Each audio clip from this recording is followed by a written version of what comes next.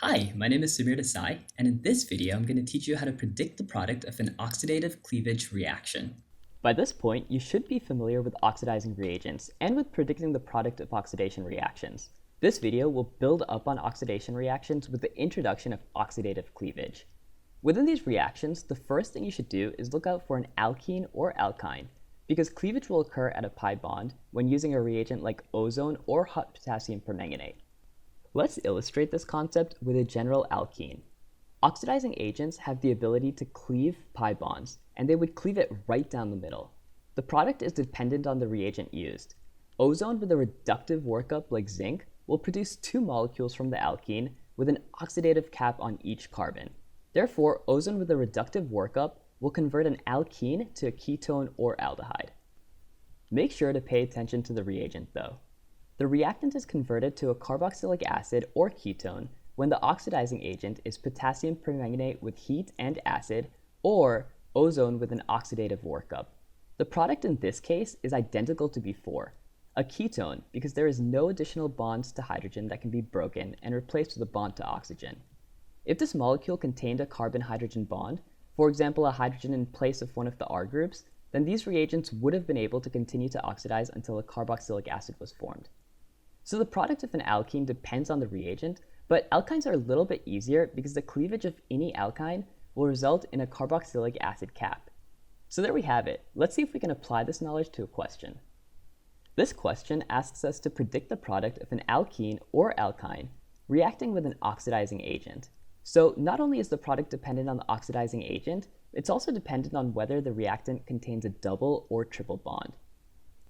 Beginning with A, we have an alkene reacting with ozone and zinc. The workup here, zinc, is reductive, so the oxidation would result in an aldehyde or ketone. In oxidative cleavage, the reactant will be cleaved down the carbon-carbon double bond, producing acetaldehyde and acetone. Notice this reagent essentially split the molecule in half and capped it with the oxygen shown in red. An important point to notice is that a reductive workup cannot oxidize the molecule any further, but ozone with an oxidative workup, or even potassium permanganate with heat, has the ability to continue oxidizing the molecule. In this case, the acetaldehyde with the bond between carbon and hydrogen could have been broken, and a bond to the oxygen could have been added, resulting in a carboxylic acid. Let's take a look at B. The reactant also contains a carbon-carbon double bond, which is a great site for oxidative cleavage. This time, the reagent is KMNO4 with heat, a strong oxidizing agent capable of cleaving the double bond and breaking the ring, as well as adding an oxygen cap to both carbons after the double bond is broken. So the product, 2,7-octane dione, will look like this. Two things to notice here. One, we only have one product here, unlike we saw in A, because the ring maintains the hydrocarbon chain. And two, while potassium permanganate is capable of oxidizing alkenes to carboxylic acids, it's not able to here because the carbons in the double bond were not bonded to any hydrogens. So no additional bonds can be broken, and therefore no additional bonds to oxygen can be created. And lastly, we have C.